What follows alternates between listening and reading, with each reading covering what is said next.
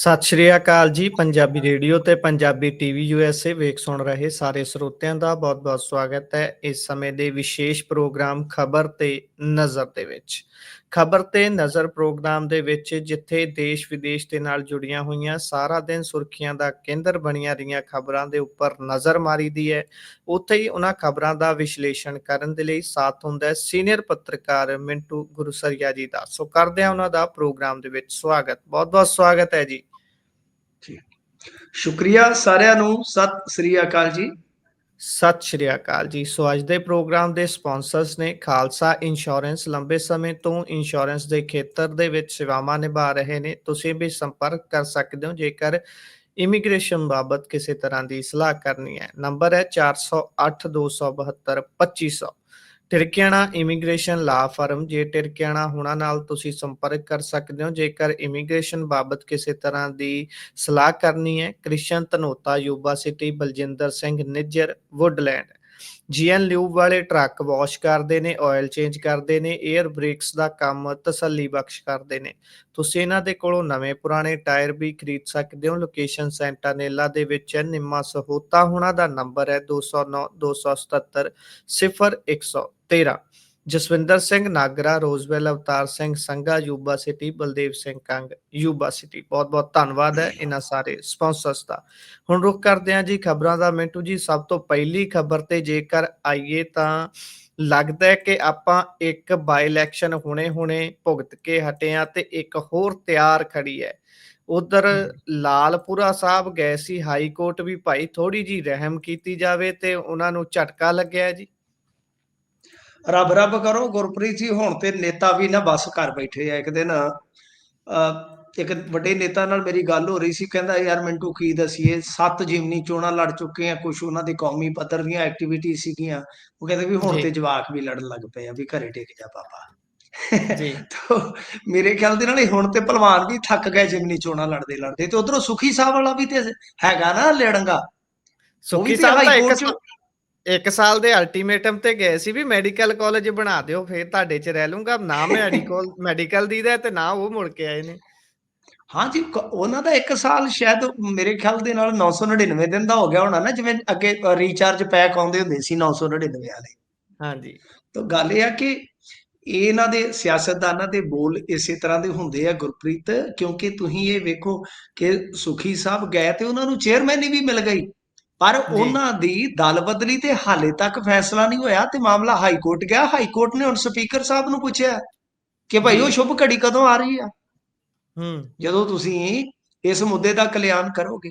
ਤੇ ਜੇ ਉਹ ਹੋ ਗਿਆ, ਕਿਉਂਕਿ 6 ਮਹੀਨੇ ਤੱਕ ਮੰਨ ਲਓ ਜੇ 6 ਮਹੀਨੇ ਇਲੈਕਸ਼ਨ 'ਚ ਰਹਿੰਦੇ ਆ ਉਦੋਂ ਪਹਿਲਾਂ ਕੋਈ ਗੱਲਬਾਤ ਹੋ ਜਾਂਦੀ ਆ। ਅਜੇ ਤਾਂ ਇਲੈਕਸ਼ਨ 'ਚ ਲਗਭਗ 1.5 ਸਾਲ ਆ। ਜੀ ਤੇ ਜੇ ਮੰਨ ਲਓ 2-4 ਮਹੀਨੇ 'ਚ 2 ਮਹੀਨਿਆਂ 'ਚ 2-4 ਮਹੀਨਿਆਂ 'ਚ ਮੰਨ ਲਓ ਜੋ ਸੀਟ ਖਾਲੀ ਹੋ ਗਈ, ਦਲ ਬਦਲੀ ਲਾਗੂ ਹੋ ਗਈ, ਤਾਂ ਇੱਕ ਜਿਮਨੀ ਚੋਣ ਫਿਰ ਉਹ ਵੀ ਤੇ ਗਿਣ ਕੇ ਚੱਲੋ ਨਾ। ਪਰ ਉਹ ਹੋਵੇਗੀ ਨਹੀਂ। ਸਪੀਕਰ ਸਾਹਿਬ ਕੋਲ ਇਹ ਅਖਤਿਆਰ ਹੁੰਦਾ ਹੈ ਕਿ ਉਹਨਾਂ ਨੇ ਫੈਸਲਾ ਆਪਣੇ ਹਿਸਾਬ ਕਿਤਾਬ ਨਾਲ ਲੈਣਾ ਆ। ਤੇ ਉਹ ਫਿਰ ਲਮਕਾਈ ਤੁਰੇ ਜਾਂਦੇ ਆ, ਲਮਕਾਈ ਤੁਰੇ ਜਾਂਦੇ ਆ। ਭੁਪਿੰਦਰ ਸਿੰਘ ਹੁੱਡਾ ਨੇ ਨਾ ਜਦੋਂ ਲਾਸਟ ਵਾਰੀ ਬਣਿਆ ਸ਼ਾਇਦ ਉਦੋਂ ਦੀ ਗੱਲ ਆ ਕਿ ਭੁਪਿੰਦਰ ਸਿੰਘ ਹੁੱਡਾ ਨੇ ਇਹਨਾਂ ਦੇ ਬੰਦੇ ਚੁਟਾਲਿਆਂ ਦੀ ਤੋੜੇ ਸੀ ਸ਼ਾਇਦ 3 ਕਿ 4 ਸੀ। ਤੁਸੀਂ ਹਿਸਾਬ ਲਾ ਲਓ ਕਿ ਸਪੀਕਰ ਨੇ ਸਾਰੀ ਸਰਕਾਰ ਬੀਤ ਗਈ, ਸਪੀਕਰ ਨੇ ਉਹਨਾਂ ਦੀ ਦਲ ਬਦਲੀ ਤੇ ਫੈਸਲਾ ਹੀ ਨਾ ਲਿਆ। ਉਹ ਕਹਿੰਦਾ ਡੱਬਾਬੰਦੀ ਕੰਮ ਚੱਲੂਗਾ। ਤਾਂ ਇਸੇ ਤਰ੍ਹਾਂ ਭਾਰਤੀ ਰਾਜਨੀਤੀ ਦਾ ਹਾਲ ਆ। ਤਾਂ ਜ਼ਿਮਨੀ ਚੋਣ ਦਾ ਇਮਕਾਨ ਇਸ ਮਾਮਲੇ 'ਚ 50-50 ਹੈ ਗੁਰਪ੍ਰੀਤ।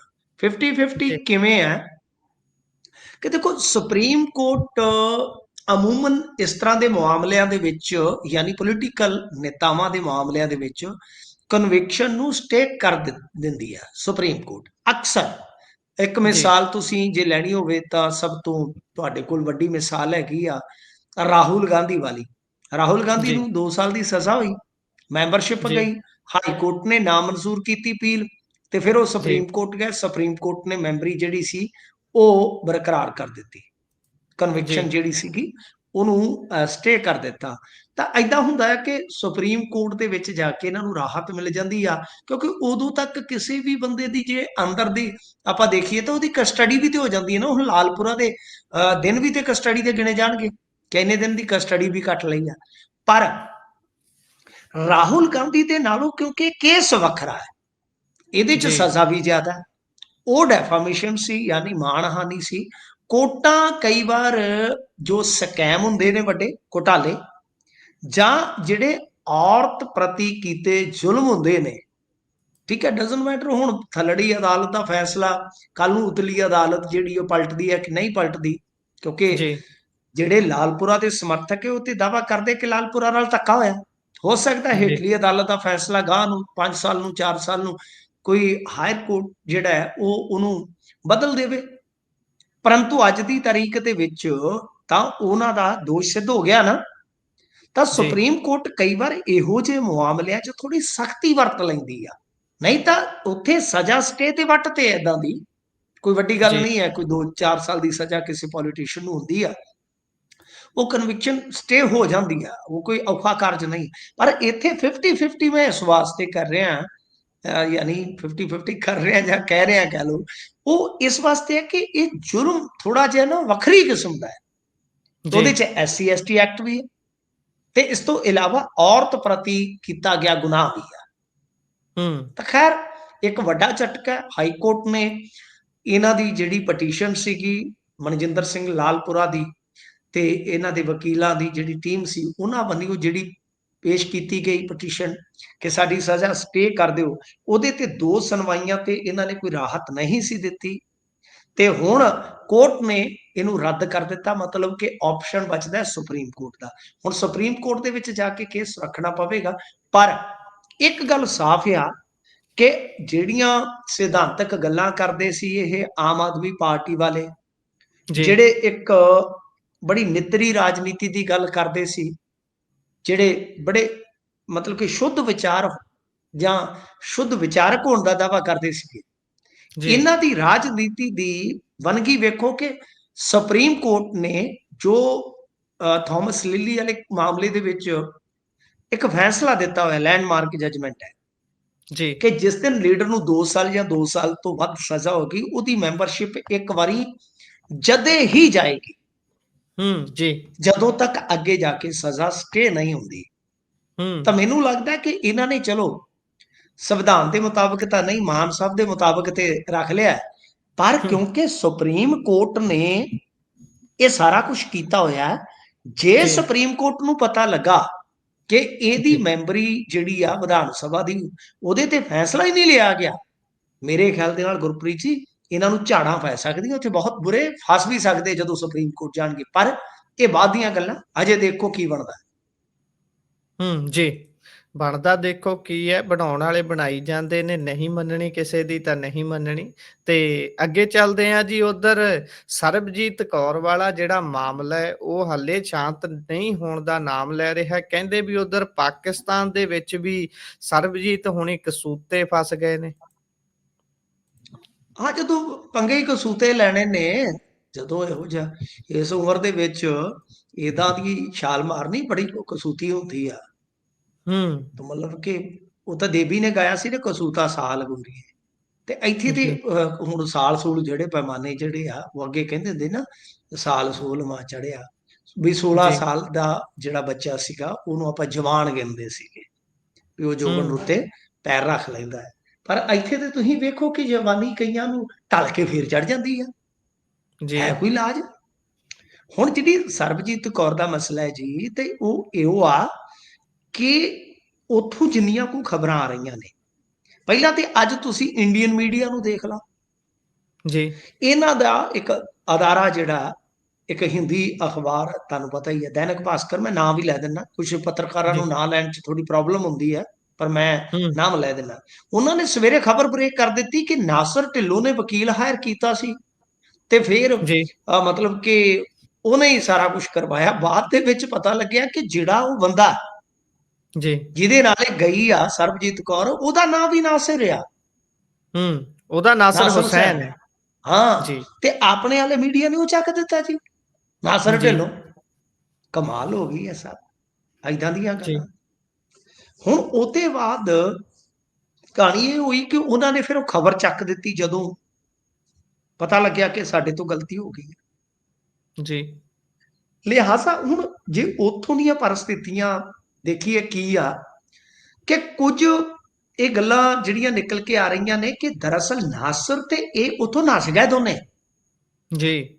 ਖੁਰੇ ਕਿੰਨਾ ਕੁ ਪਿਆਰ ਬੂੜਾ ਪਾ ਬੈਠੇ ਨੇ ਕਿ ਤੁਸੀਂ ਹਿਸਾਬ ਲਾ ਲਓ ਕਿ ਇਹ ਇੱਥੋਂ ਨੱਸ ਕੇ ਗਈ ਆ, ਉਹ ਉੱਥੋਂ ਨੱਸ ਗਿਆ ਆਪਦੇ ਟੱਬਰ ਚੋਂ। 3 ਬੱਚੇ ਜੀ। ਤੇ ਆਪਦੀ ਪਹਿਲੀ ਘਰਵਾਲੀ ਦੀ ਵੀ ਪਰਵਾਹ ਨਹੀਂ ਕੀਤੀ। ਉਹ ਕਹਿੰਦਾ ਵੀ ਤੈਨੂੰ ਲੈ ਕੇ ਬਾਜ ਬਣ ਜਾਵਾਂ ਤੇ ਕਿਹੜਾ ਸਾਡੀ ਪੈੜ ਕੱਢ ਲੂ। ਹੁਣ ਉਹਦੇ ਮਗਰ ਜੀ। ਏਜੰਸੀਆਂ ਲੱਗ ਗਈਆਂ, ਜੀ। ਉਹਦੇ ਮਗਰ ਏਜੰਸੀਆਂ ਲੱਗ ਗਈਆਂ। ਗੁਰਪ੍ਰੀਤ ਇਹ ਬਹੁਤ ਰੌਲਾ ਟੇਢਾ ਹੋ ਗਿਆ ਪਾਕਿਸਤਾਨ 'ਚ, ਜੀ। ਕਿਉਂਕਿ ਜਿਹੜਾ ਪੰਜਾਬ ਦਾ ਮਾਹੌਲ ਹੈ ਤੁਹਾਨੂੰ ਪਤਾ ਹੈ, ਪੰਜਾਬੀ ਚਾਹੁੰਦੇ ਨੇ ਕਿ ਯਾਰ ਦੋਨਾਂ ਦੇਸ਼ਾਂ ਦੇ ਵਿੱਚ, ਆਮ ਬੰਦਾ ਤਾਂ ਇਹੀ ਚਾਹੁੰਦਾ ਹੈ ਨਾ ਕਿ ਤਲਖੀ ਘਟੇ, ਵੀ ਇਹ ਕੰਮ ਜੀ। ਜਿਹੜਾ ਹੋਇਆ ਉਹ ਤੇ ਸਗੋਂ ਤਲਖੀ ਆਵਾਮ ਦੀ ਵਧਾਉਣ ਵਾਲਾ ਹੈ। ਜੀ। ਤੇ ਦੂਜੀ ਗੱਲ ਇਹ ਹੈ ਕਿ ਇਹਦੇ 'ਚ ਆ ਜਾਂਦਾ ਹੈ ਬਈ ਗੁਰੂ ਸਾਹਿਬ ਦਾ ਜੋ ਦਰਸ਼ਨ ਦੀਦਾਰ ਕਰਨ ਜਾਣ ਵਾਲਾ ਜਥਾ ਹੈ, ਉਹਦੀ ਆੜ ਲਈ ਗਈ ਹੈ। ਇਸ ਕਰਕੇ ਉੱਥੇ ਲੋਕਾਂ ਦਾ ਗੁੱਸਾ ਹੈ। ਜਿਵੇਂ ਆਪਾਂ ਕਹਿੰਦੇ ਨੇ ਵੀ ਇਹਨੇ ਚੌਰੇ ਨੇ ਕੀ ਕੀਤਾ, ਜੀ। ਆਹ ਹਾਲ ਆ ਉੱਥੇ। ਤੇ ਉਹ ਏਜੰਸੀਆਂ ਦੀ ਉੱਥੇ ਕੋਸ਼ਿਸ਼ ਇਹ ਆ ਕਿ ਇਹਨਾਂ ਨੂੰ ਫੜੋ, ਭਾਵੇਂ ਜੀ। ਬਥੇਰਾ ਇਹਨਾਂ ਨੇ ਜ਼ੋਰ ਲਾਇਆ ਹੋਇਆ ਕਿ ਕੋਰਟ ਦੇ ਥਰੂ ਕੋਈ ਗੱਲ ਬਣ ਜਾਵੇ, ਵੀ ਕਾਨੂੰਨ ਇਜਾਜ਼ਤ ਦੇ ਦੇਵੇ ਰਹਿਣ ਦੀ, ਪਰ ਜੀ। ਕੋਈ ਨਾ ਕੋਈ ਕੁੰਡੀ ਲੱਭ ਕੇ ਇਸ ਬੀਬੀ ਨੂੰ ਡਿਪੋਰਟ ਕਰਨ ਦੀ ਸੰਭਾਵਨਾ ਹੈ ਗੁਰਪ੍ਰੀਤ। ना खुदा जी। मिला ना विसाले सनम, ना इधर के रहे ना उधर के रहे, आर दे रहे ना पार दे रहे। ਗੱਲ ਇਹ ਆ ਕਿ ਹੁਣ ਇਹੋ ਜੀ ਵੀ ਸਿਚੁਏਸ਼ਨ ਉੱਥੋਂ ਸੁਣਨ ਨੂੰ ਮਿਲ ਰਹੀ ਆ, ਪਰ ਇਸ ਖਬਰ ਨੇ ਵੀ ਖੂਬ ਸੁਰਖੀਆਂ ਕੱਟੀਆਂ ਨੇ। ਤਾਂ ਲਿਹਾਜ਼ਾ ਹੁਣ ਨੰਬਰਦਾਰ ਵੀ ਸਾਹਮਣੇ ਆ ਗਿਆ ਜਿਹਨੇ ਤਸਦੀਕ ਕੀਤਾ ਸੀ। ਉਹਨੇ ਇੱਕ ਹੋਰ ਕੁੰਡੀ ਕੱਢੀ ਆ। ਉਹ ਕਹਿੰਦਾ ਕਿ ਇਹ ਤੇ ਉਸ ਵੇਲੇ ਮੈਂ ਤਸਦੀਕ ਕੀਤਾ ਸੀ ਜਿਸ ਵੇਲੇ ਇਹ ਕਰਤਾਰਪੁਰ ਸਾਹਿਬ ਵਾਲੇ ਕੋਰੀਡੋਰ ਦੇ ਵਿੱਚ ਗਈ ਸੀ। ਇਹਦਾ ਮਤਲਬ ਹੈ ਕਿ ਇਹ ਦੋਵੇਂ ਸ਼ਾਇਦ ਉੱਥੇ ਮਿਲਦੇ ਰਹੇ ਹੋਣਗੇ। ਜੀ। ਸੰਭਾਵਨਾ ਹੈ ਜੇ ਗਈ ਹੈ ਤਾਂ। ਬਾਕੀ ਹੈ ਕਿ ਇਸ ਤਰ੍ਹਾਂ ਮਤਲਬ ਕਿ ਇਹਦਾ ਅੱਗਾ ਪਿੱਛਾ ਕਿਉਂ ਨਹੀਂ ਖੰਗਾਲਿਆ ਗਿਆ, ਇਹ ਏਜੰਸੀਆਂ ਤੇ ਵੀ ਕਾਫੀ ਵੱਡਾ ਸਵਾਲ ਹੈ, ਪ੍ਰਸ਼ਨ ਚਿੰਨ੍ਹ। ਪਰ ਇਹਦੇ ਵਾਸਤੇ ਉੱਥੇ ਵੀ ਸਿਚੁਏਸ਼ਨ ਜਿਹੜੀ ਆ ਉਹ ਕਾਫੀ ਕਸੂਤੀ ਬਣ ਗਈ ਗੁਰਪ੍ਰੀਤ ਜੀ। ਜੀ। ਸਿਚੁਏਸ਼ਨ ਹੁਣ ਕਸੂਤੀ ਬਣ ਗਈ ਹੈ ਤੇ ਦੇਖਦੇ ਹਾਂ ਉਧਰ ਬਣਦਾ ਕੀ ਹੈ ਅਗਲੀ। ਜੇਕਰ ਆਪਾਂ ਗੱਲ ਕਰੀਏ ਤਾਂ ਕੋਈ ਦਿਨ ਸੁੱਕਾ ਨਹੀਂ ਜਾਂਦਾ ਭਾਈ ਜਿਸ ਦਿਨ ਤਾੜ ਨਾ ਹੋਵੇ। ਕੱਲ ਆਪਾਂ ਬੰਗਿਆਂ ਬਾਰੇ ਗੱਲ ਕੀਤੀ ਸੀ ਤੇ ਅੱਜ ਕਹਿੰਦੇ ਵੀ ਅੰਮ੍ਰਿਤਸਰ ਤੇ ਬੱਸ ਅੱਡੇ ਤੇ ਫਾਇਰਿੰਗ ਹੋ ਗਈ। ਫਾਇਰਿੰਗ ਤਾਂ ਕਾਹਦੀ, ਇਸ ਤੋਂ ਬਾਅਦ ਗੱਲ ਗੈਂਗਾਂ ਦੇ ਆਪਸੀ ਕਾਟੋ ਕਲੇਸ਼ ਵੱਲ ਵੱਧ ਗਈ। ਚਲੋ ਕਾਟੋ ਕਲੇਸ਼ ਸ਼ਬਦ ਤਾਂ ਇਹਨਾਂ ਲਈ ਬਹੁਤ ਛੋਟਾ ਹੈ, ਇਹਨਾਂ ਦੇ ਕਲੇਸ਼ ਤਾਂ ਲੈਵਲ ਹੀ ਹੋਰ ਦੇ ਹੁੰਦੇ ਨੇ। ਤੇ ਉੱਥੇ ਤਾਂ ਜੀ ਜ਼ਿੰਮੇਵਾਰੀਆਂ ਲਈਆਂ ਜਾ ਰਹੀਆਂ ਨੇ। ਪਾਇਓ ਚਾਨਣਾ ਅੰਮ੍ਰਿਤਸਰ ਵਾਲੇ ਸਾਰੇ ਘਟਨਾਕ੍ਰਮ ਤੇ। ਦੇਖੋ ਅੰਮ੍ਰਿਤਸਰ ਦਾ ਜਿਹੜਾ ਵੈਸੇ ਤੇ ਇਲਾਕਾ ਮਾਝਾ ਹੋ ਗਿਆ ਜੀ। ਮਾਝਾ ਇਲਾਕਾ ਜਿਹੜਾ ਹੋਇਆ ਉਹਦੇ ਵਿੱਚ ਜੇ ਤੁਸੀਂ ਵੇਖੋਗੇ ਤੇ ਮਿੱਟੀ ਦਾ ਰੰਗ ਹੀ ਲਾਲ ਹੋ ਗਿਆ ਪਿਛਲੇ ਕੁਝ ਦਹਾਕਿਆਂ ਤੋਂ। ਵੈਸੇ ਹੀ ਉੱਥੇ ਦਾ ਇਤਿਹਾਸ ਇਸ ਤਰ੍ਹਾਂ ਦਾ ਜਨਾਬ। ਜੀ। ਜੀ। ਤੇ ਹੁਣ ਗੈਂਗਿਜ਼ਮ ਦਾ ਸਭ ਤੋਂ ਜੇ ਖੂਨੀ ਕਿਤੇ ਅਧਿਆਏ ਤੁਸੀਂ ਵੇਖੋਗੇ ਤਾਂ ਮਾਝੇ ਦੀ ਧਰਤੀ ਆ। ਲਗਾਤਾਰ ਆ ਤੀਜੀ ਘਟਨਾ ਤੇ ਤੀਜਾ ਕਤਲ ਆ, ਕਿਉਂਕਿ ਇੱਕ ਕਤਲ ਇਸ ਤੋਂ ਬਾਅਦ ਹੋ ਗਿਆ ਫੇਰ ਦਬੁਰਜੀ ਜੀ। ਸ਼ਾਇਦ ਜੀ। ਜੀ। ਮਤਲਬ ਕਿ 2-3 ਦਿਨਾਂ ਦੇ ਵਿੱਚ 3 ਘਟਨਾਵਾਂ ਤੇ 3 ਕਤਲ। ਜੀ। ਦੁਕਾਨਦਾਰ ਨੂੰ ਮਾਰ ਦਿੱਤਾ ਜਾਂਦਾ। ਤੁਸੀਂ ਦੇਖੋ ਰੰਗਦਾਰੀ ਨਾ ਦੇਣ ਤੇ ਇੱਕ ਕਰਿਆਨਾ ਸਟੋਰ ਦਾ ਜਿਹੜਾ ਸੰਚਾਲਕ ਹੈ, ਡਾਕਟਰਾਂ ਨੂੰ ਮਾਰਿਆ ਜਾਂਦਾ ਜਿਹੜੇ ਛੋਟੇ ਛੋਟੇ ਆਪਣੇ ਪਿੰਡਾਂ ਦੇ ਵਿੱਚ ਕਲੀਨਿਕ ਚਲਾਉਂਦੇ। ਇਹੋ ਜੀ ਹਾਲਤ ਸਰ, ਕਿਤੇ ਨਾ ਕਿਤੇ ਕਹਿ ਲਓ ਕਿ ਬਿਆਨ ਕਰਦਿਆਂ ਵੀ ਡਰ ਆਉਂਦਾ ਕਿ ਜਿਹੜਾ ਇਸ ਮਾਹੌਲ ਦੇ ਵਿੱਚੋਂ, ਇਸ ਮੰਜ਼ਰ ਦੇ ਵਿੱਚੋਂ ਗੁਜ਼ਰ ਰਿਹਾ ਹੋਏਗਾ ਜਾਂ ਇਸ ਭੈ ਨੂੰ ਪਿੰਡੇ ਤੇ ਹੰਢਾ ਰਿਹਾ ਹੋਏਗਾ, ਉਹਦਾ ਜੀਵਨ ਕਿੰਨਾ ਬੇਚੈਨ ਹੋ ਗਿਆ ਹੋਵੇ। ਜੀ। ਤਾਂ ਖੈਰ ਇਹ ਅੰਮ੍ਰਿਤਸਰ ਦੇ ਵਿੱਚ ਜਿਹੜੀ ਸਵੇਰੇ ਸਵੇਰੇ ਤਾੜ ਹੋਈ ਆ, ਇਹਦੇ ਚ ਪਹਿਲਾਂ ਇਹ ਆਇਆ ਕਿ ਸ਼ਾਇਦ ਸਵਾਰੀਆਂ ਚੜਾਉਣ ਤੋਂ ਇੱਕ ਬੱਸ ਕਰਮਚਾਰੀ ਝਗੜੇ ਨੇ ਤੇ ਇੱਕ ਨੇ ਦੂਜੇ ਨੂੰ ਗੋਲੀ ਮਾਰਤੀ। ਵੈਸੇ ਮੇਰੇ ਲਈ ਇਹ ਵੀ ਬਚਿੱਤਰ ਸੀ, ਕਿਉਂਕਿ ਮੈਂ ਚੰਨੀ ਸਾਹਿਬ ਵਾਂਗੂ ਕੰਮ ਇਹੋ ਜਿਹੇ ਥੋੜੇ ਹੀ ਹੈ ਜਿਹੜੇ ਛੱਡੇ ਹੋਣਗੇ, ਤਕਰੀਬਨ ਸਾਰੇ ਕੀਤੇ। ਮੈਂ ਬੱਸਾਂ ਤੇ ਵੀ ਬੜੇ ਧੱਕੇ ਖਾਦੇ ਨੇ। ਝਗੜਾ ਆਮ ਹੋ ਜਾਂਦਾ, ਜਿਵੇਂ ਪਾਣੀ ਦੀ ਵਾਰੀ ਦਾ 1 ਮਿੰਟ ਵੀ ਬੰਦਾ ਮਰਵਾ ਦਿੰਦਾ। ਸਾਡੇ ਲਾਗੇ ਨਾ ਪਾਣੀ ਦੀ ਵਾਰੀ ਤੋਂ 5 ਬੰਦੇ ਮਰੇ ਸਨ ਜੀ। ਆ ਸਾਡੇ ਲਾਗੇ ਹੀ ਪਿੰਡ ਆ। ਤੋ ਗੱਲ ਇਹ ਆ ਕਿ ਇਦਾਂ ਹੀ ਟਰਾਂਸਪੋਰਟ ਦੇ ਵਿੱਚ 1-1 2-2 ਮਿੰਟਾਂ ਤੋਂ ਬੜੇ ਵੱਡੇ ਝਗੜੇ ਹੋ ਜਾਂਦੇ। ਪਰ ਕਦੇ ਆਪਾਂ ਬੱਸ ਅੱਡਿਆਂ ਦੇ ਵਿੱਚ ਬੜਾ ਰੇਅਰ ਹੁੰਦਾ ਕਿ ਕੋਈ ਫਾਇਰ ਫੂਰ ਹੋਵੇ। ਜੀ ਆਮ ਤੌਰ ਤੇ ਕੀ ਹੁੰਦੇ ਕਿ ਇਹਨਾਂ ਕੋਲ ਸੋਟੇ ਹੁੰਦੇ, ਛੋਟੇ ਛੋਟੇ ਗੱਡੀਆਂ 'ਚ ਬੱਸਾਂ 'ਚ ਰੱਖੇ, ਕਿਸੇ ਨੇ ਰਾੜ ਕੱਢ ਲਈ, ਪੇਚਕਸ ਕੱਢ ਲਿਆ, ਏਦਾਂ ਲੜਦੇ ਆ। ਇਹ ਨਹੀਂ ਮੈਂ ਜੀ ਕਹਿੰਦਾ ਕਿ ਅੱਜ ਤੋਂ ਪਹਿਲਾਂ ਕਦੇ ਪੁਲਿਸ ਸੌਰੀ ਜਿਹੜੇ ਬੱਸ ਕਰਮਚਾਰੀ ਉਹ ਲੜੇ ਨਾ ਹੋਣਗੇ, ਲੜਾਈਆਂ ਜੀ ਹੁੰਦੀਆਂ ਨੇ। ਪਰ ਹੂੰ ਇਹ ਸਾਰਿਆਂ ਨੂੰ ਹੈਰਾਨ ਕਰਨ ਵਾਲੀ ਖਬਰ ਸੀ ਕਿ ਕੱਲ ਨੂੰ ਟਰਾਂਸਪੋਰਟ ਤੁਹਾਨੂੰ ਪਤਾ ਕੱਲ ਨੂੰ ਫੈਮਿਲੀ ਦੀ ਹੈ ਜੀ ਕਿ ਬਈ ਉਹਨਾਂ ਦਾ ਕਰਮਚਾਰੀ ਮਰ ਗਿਆ। ਪਰ ਉਸ ਤੋਂ ਥੋੜੀ ਦੇਰ ਬਾਅਦ ਇੱਕ ਪੋਸਟ ਵਾਇਰਲ ਹੁੰਦਾ, ਕਥਿਤ ਤੌਰ ਤੇ ਉਹਦੇ ਵਿੱਚ ਜ਼ਿੰਮੇਵਾਰੀ ਲਈ ਜਾਂਦੀ ਆ ਕਿ ਜੀ ਇਹ ਜੱਗੂ ਭਗਵਾਨਪੁਰੀਏ ਦਾ ਬੰਦਾ ਸੀ। ਜੀ ਅਤੇ ਇਸ ਤੋਂ ਇਲਾਵਾ ਜਦੋਂ ਸਿੱਧੂ ਮੂਸੇਵਾਲਾ ਮਾਰਿਆ, ਉਹ ਜਿਹੜੇ ਹੂੰ ਮਣੀ ਹੁਰੀ ਸੀਗੇ ਕਿ ਇਹਨਾਂ ਨੂੰ ਪਨਾਹ ਦੇਣ ਵਾਲਾ ਇਹ ਸ਼ਖਸ ਸੀਗਾ, ਇਹ ਉਹਦਾ ਗੋਲੀ ਸਿੱਕਾ ਸੰਭਾਲਦਾ ਸੀ, ਹੂੰ ਮਾਰ ਦਿੱਤਾ। ਇਹ ਜ਼ਿੰਮੇਵਾਰੀ ਲੈ ਲਈ ਕਥਿਤ ਤੌਰ ਤੇ ਬੰਬੀਆ ਗਰੁੱਪ ਵਾਲੇ, ਜੀ ਬੰਬੀਆ ਗਰੋਹ ਕਹਿ ਦਿਓ ਜਾਂ ਗੈਂਗ ਕਹਿ ਦਿਓ। ਜੀ ਪਰ ਸਭ ਤੋਂ ਖਤਰਨਾਕ ਗੱਲ ਇਹੋ ਆ, ਜਿਵੇਂ ਤੁਸੀਂ ਬੰਗਿਆਂ ਵਾਲੀ ਗੱਲ ਕਹੀ ਕਿ ਬੰਗਿਆਂ ਦੇ ਵਿੱਚ ਜਿੰਨੀ ਕੁ ਅੱਜ ਪਤਾ ਲੱਗਿਆ ਕਿ ਉਹਨਾਂ ਦੀ ਕੋਈ ਮਾੜੀ ਮੋਟੀ ਕੋਈ ਲੜਾਈ ਹੋਈ ਸੀ 1-2 ਦਿਨ ਪਹਿਲਾਂ, ਜੀ ਕੋਈ ਮਾੜਾ ਮੋਟਾ ਝਗੜਾ ਹੋਇਆ ਸੀ, ਕੋਈ ਜ਼ਿਆਦਾ ਵੱਡੀ ਗੱਲ ਨਹੀਂ ਸੀ। ਜਿਵੇਂ ਜੀ ਮੁੰਡੇ ਖੁੰਡੇ ਤੁਹਾਨੂੰ ਪਤਾ ਈਗੋ ਕਲੈਸ਼ ਹੁੰਦਾ।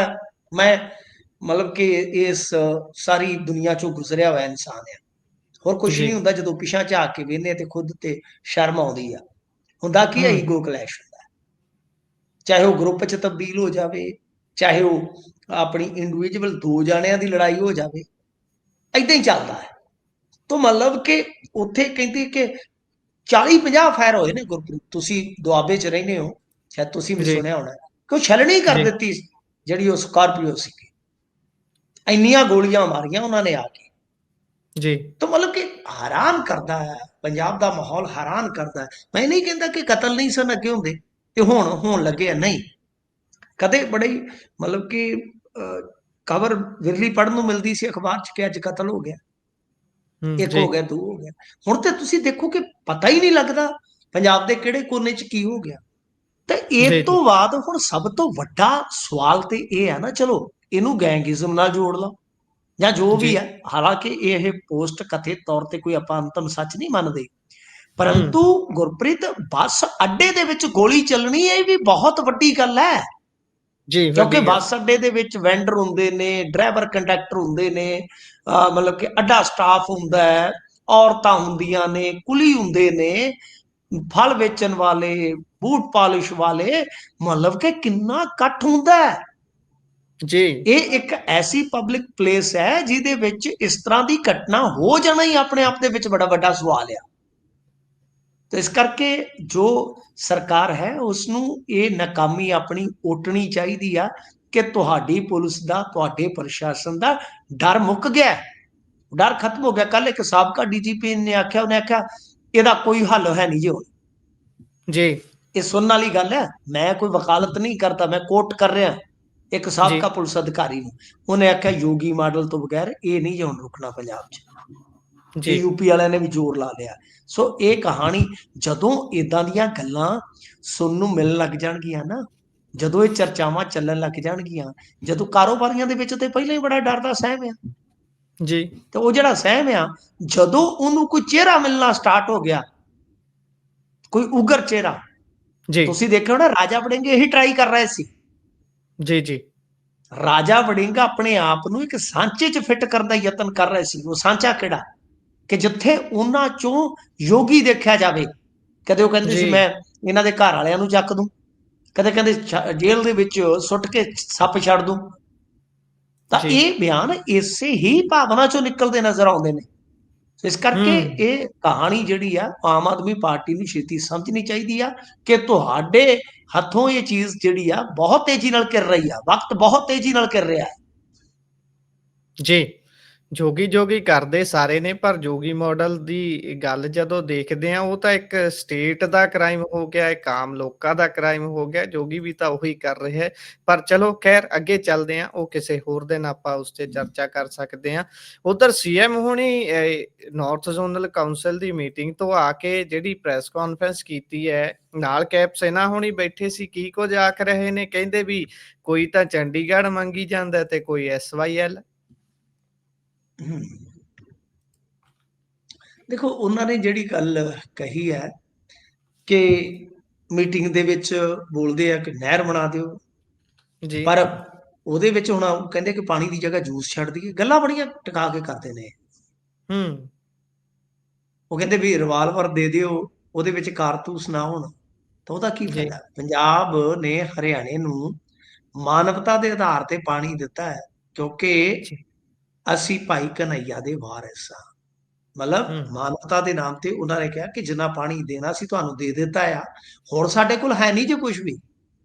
ਜੀ। ਠੀਕ ਹੈ ਜੀ। ਉਹ ਕਹਿੰਦੇ ਕੋਈ SYL ਮੰਗੀ ਜਾਂਦਾ, ਕੋਈ ਛਾਨਣ ਪ੍ਰੋਜੈਕਟ ਮੰਗੀ ਜਾਂਦਾ, ਕੋਈ ਚੰਡੀਗੜ੍ਹ ਤੇ ਅਧਿਕਾਰ ਜਤਾਈ ਜਾਂਦਾ ਹੈ। ਬਈ ਗੱਲ ਇਹ ਆ ਕਿ 1600 ਕਰੋੜ ਰੁਪਏ ਦੀ ਬਕਾਇਆ ਰਾਸ਼ੀ ਤੇ ਜਿਹੜੀ ਉਹ ਜਾਰੀ ਨਹੀਂ ਕੀਤੀ ਗਈ। ਹੂੰ। ਦੂਜੇ ਪਾਸੇ ਨਾਲ ਫਿਰ ਉਹਨਾਂ ਨੇ ਹਮੇਸ਼ਾ ਵਾਂਗ ਗਣਾਉਣਾ ਹੁੰਦਾ ਕਿ ਅਸੀਂ ਬਈ ਅਨਾਜ ਭੰਡਾਰ ਦੇ ਵਿੱਚ ਯੋਗਦਾਨ ਦਿੰਦੇ ਆ, ਏਦਾਂ ਉਦਾਂ ਦੀਆਂ ਗੱਲਾਂ ਫਿਰ ਉਹ ਕਰਦੇ ਆ। ਜੀ।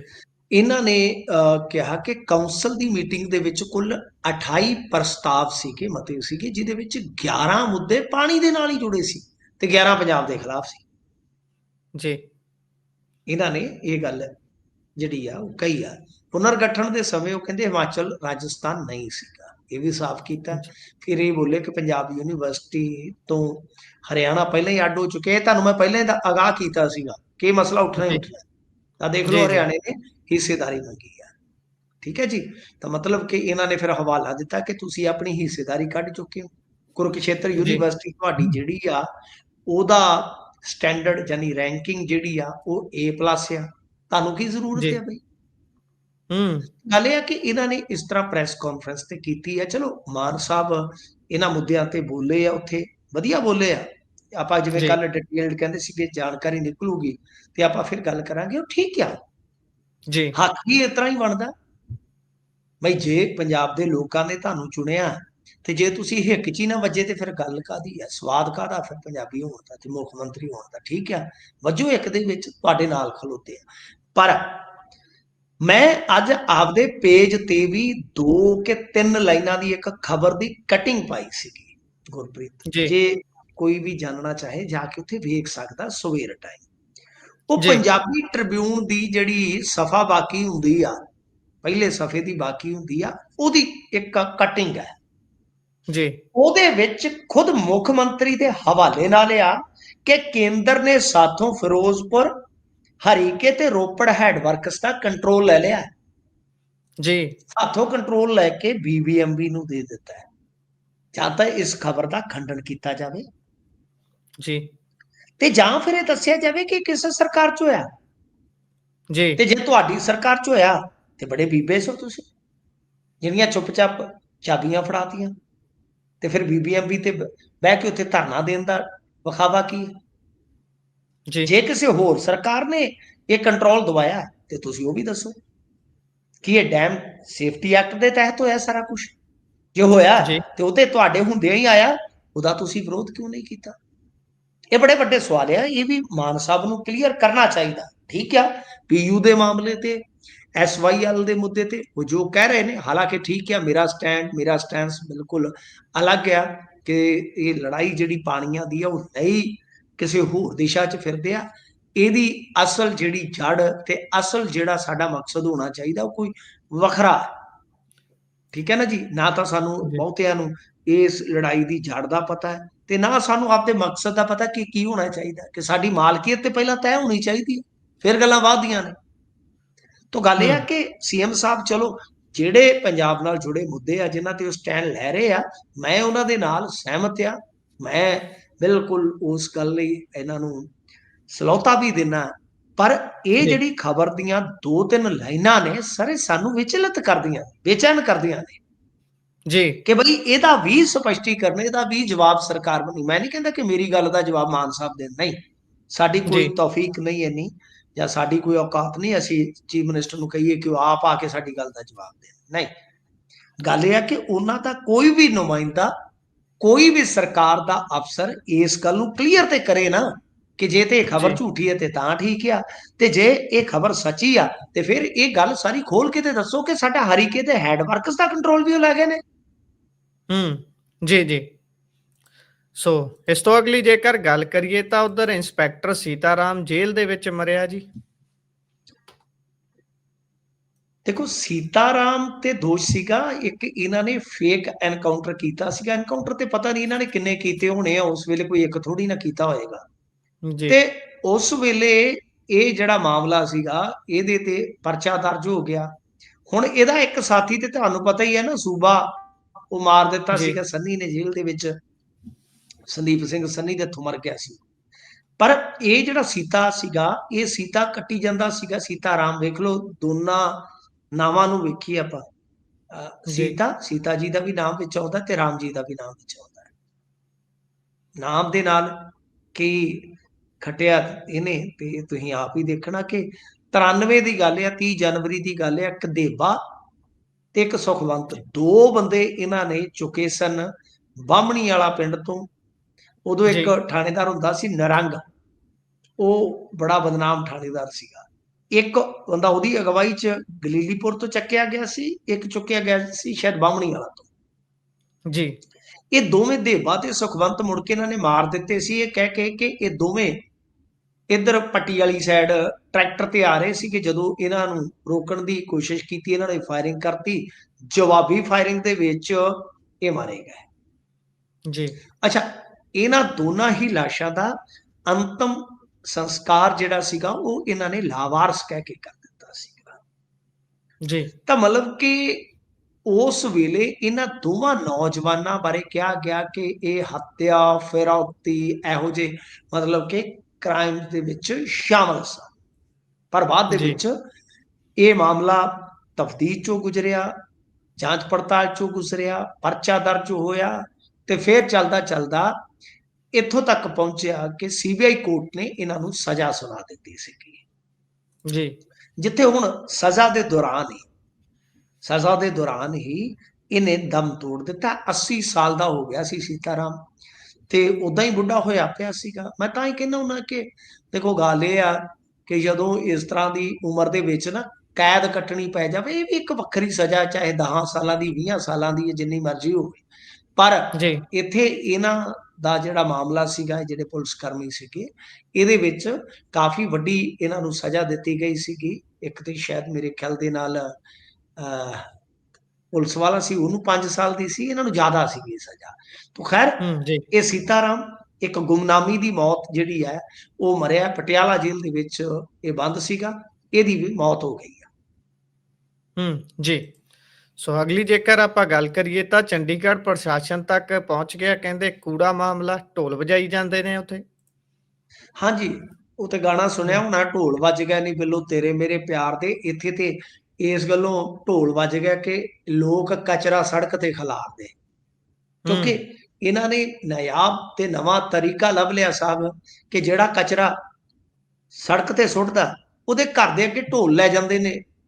ਢਮ ਚਿਕ ਹੂੰ, ਢਮ ਚਿਕ ਢਮ ਚਿਕ, ਅਗਲਾ ਕਹਿੰਦਾ ਕਿ ਇਹ ਕਿੱਧਰੋਂ ਬਰਾਤ ਆ ਗਈ। ਫਿਰ ਉਹ ਤੋਂ ਬਾਅਦ ਉਹਨੂੰ ਨਾਲੇ ਤੇ ਜੁਰਮਾਨੇ ਵਾਲੀ ਪਰਚੀ ਦੇ ਦਿੰਦੇ ਨੇ ਤੇ ਨਾਲੇ ਸਹਿਜੇ ਜੇ ਉਹ ਲਿਫਾਫਿਆਂ ਦੇ ਵਿੱਚ ਪਾ ਕੇ ਕੂੜਾ, ਕਹਿੰਦੇ ਆ ਥੋੜਾ ਜਿਹਾ ਸਮਾਨ ਲੈ ਕੇ ਆਏ ਤੁਹਾਡੇ ਵਾਸਤੇ, ਘਰੇ ਰੱਖ ਲਓ। ਲਓ, ਜੀ, ਕਿੰਨੀ ਬੇਇੱਜ਼ਤੀ ਆ। ਤੇ ਹੁਣ ਮੰਗ ਹੋ ਰਹੀ ਆ ਕਿ ਭਾਈ ਇਹ ਤੇ ਗਲਤ ਹੈ ਕੰਮ। ਜਿਹੜੇ ਵੀ ਜੀ, ਕਰਮਚਾਰੀਆਂ ਨੇ, ਜਿਹੜੇ ਵੀ ਅਧਿਕਾਰੀਆਂ ਨੇ ਇਦਾਂ ਦਾ ਫੈਸਲਾ ਲਿਆ ਕਿ ਉਹਨਾਂ ਦੇ ਖਿਲਾਫ ਕਾਰਵਾਈ ਹੋਣੀ ਚਾਹੀਦੀ ਆ ਕਿ ਤੁਸੀਂ ਬੰਦਿਆਂ ਨੂੰ ਜ਼ਲੀਲ ਕਰ ਰਹੇ ਜੀ, ਜੀ, ਬੰਦਿਆਂ ਨੂੰ ਤੁਸੀਂ ਜ਼ਲੀਲ ਕਰ ਰਹੇ ਜੀ। ਤਾਂ ਖੈਰ ਇਸ ਮਾਮਲੇ ਦੇ ਵਿੱਚ ਦੋ ਮਤ ਨੇ। ਕੁਝ ਲੋਕ ਇਸ ਤਰ੍ਹਾਂ ਦੀ ਕਾਰਵਾਈ ਨੂੰ ਅੱਛਾ ਕਹਿ ਰਹੇ ਨੇ ਤੇ ਕੁਝ ਲੋਕ ਕਹਿ ਰਹੇ ਨੇ ਕਿ ਭਾਰਤ ਵਰਗੇ ਮੁਲਕ ਦੇ ਵਿੱਚ ਅਵੇਅਰਨੈਸ ਹੋਣੀ ਚਾਹੀਦੀ ਆ, ਪ੍ਰਬੰਧ ਹੋਣੇ ਚਾਹੀਦੇ ਆ, ਕਈ ਚੀਜ਼ਾਂ ਦੀ ਕਮੀ ਪੇਸ਼ੀ ਆ। ਤਾਂ ਮਤਲਬ ਕਿ ਲੋਕਾਂ ਦੀ ਸੋਸ਼ਲ ਮੀਡੀਆ ਤੇ ਜੇ ਤੁਸੀਂ ਵੇਖੋਗੇ ਤੇ ਰਾਏ ਵੰਡੀ ਹੋਈ ਆ ਇਹਦੇ ਵਿੱਚ। ਜੀ।